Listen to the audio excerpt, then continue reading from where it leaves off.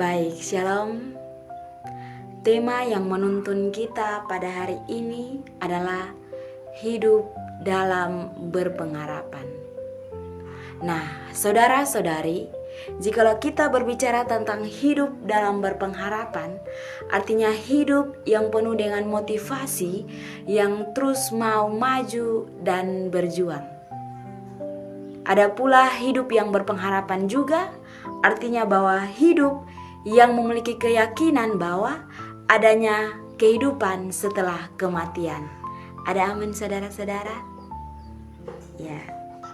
Kehidupan yang berpengharapan artinya bahwa kehidupan yang memiliki sikap positif dan optimis dalam menghadapi tantangan dan kesulitan hidup. Namun, kita tidak bisa pungkiri bahwa dalam kehidupan kita itu bagaikan roda yang berputar. Ada kalanya kita berada di atas, ada kalanya juga kita berada di bawah. Kehidupan yang berada di atas artinya bahwa kehidupan yang menyenangkan, kehidupan yang baik-baik saja. Berbeda dengan kehidupan yang berada di bawah. Kehidupan yang berada di bawah artinya bahwa kehidupan yang penuh dengan kesulitan hidup, kehidupan yang tidak menyenangkan. Lalu, apa yang harus kita perbuat? Kita tidak bisa menghindari akan setiap kehidupan yang kita alami. Namun, kita harus tetap untuk menjalaninya. Terkadang kehidupan kita rasa bahwa hidup ini terlalu rumit. Kita rasa bahwa hidup ini terlalu sulit. Kita rasa bahwa hidup ini terlalu pahit. Tapi, itulah dinamika kehidupan. Kita tidak bisa menolak akan setiap dinamika kehidupan yang kita alami. Tapi heran kalau dalam kita punya kehidupan ini terkadang kalau kita rasa bahwa hidup terlalu sulit, hidup terlalu rumit, kita bilang, aduh Tuhan, kenapa harus terjadi di beta? Aduh Tuhan, kenapa harus beta yang alami ini? Rasa mau mati sah. Padahal dia punya beban hidup itu tidak seberat dengan beban yang Tuhan Yesus pikul di atas kayu salib. Coba kalau dia punya hidup ada bye-bye, atau dia punya hidup ada senang-senang. Ini hari nanti dia bilang, puji Tuhan, puji Tuhan.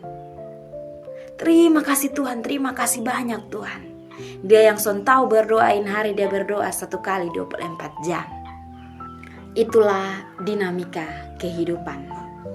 Apapun yang terjadi dalam kehidupan kita harus tetap terus untuk menjalani proses kehidupan kita dengan selalu berpengharapan kepada Tuhan. Bukan kok kita hidup berharap kepada manusia. Bukan kita hidup berpengharapan itu setiap hari kita hidup menyembah pohon.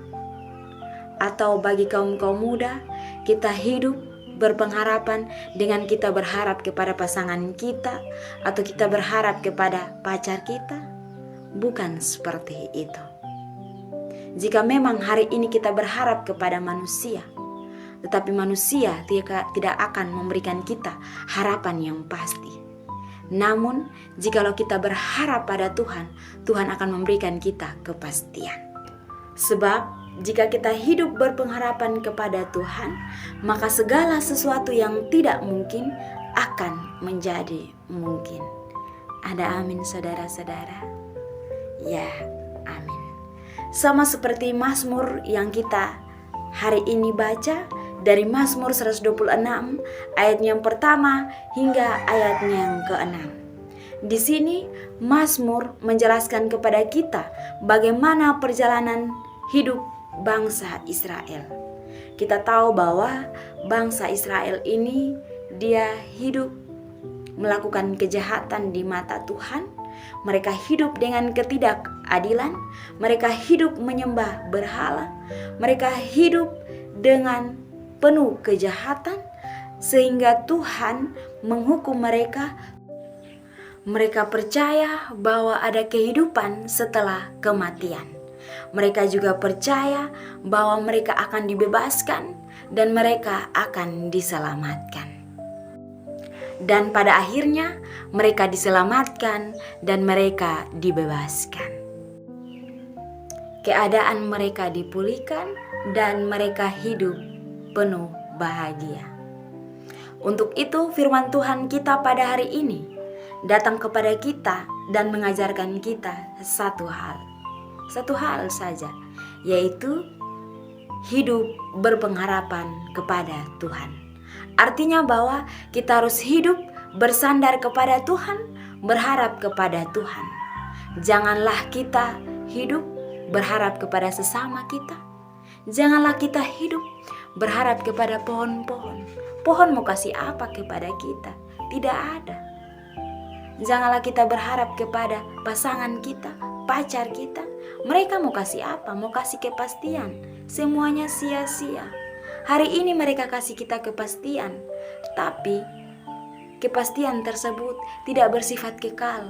Kepastian tersebut hanyalah sia-sia. Untuk itu, firman Tuhan hari ini mau bilang kepada saya dan saudara, marilah kita hidup dalam pengharapan. Sebab orang yang berjalan dengan mencucurkan air mata akan pulang dengan membawa berkas-berkasnya. Amin untuk firman Tuhan.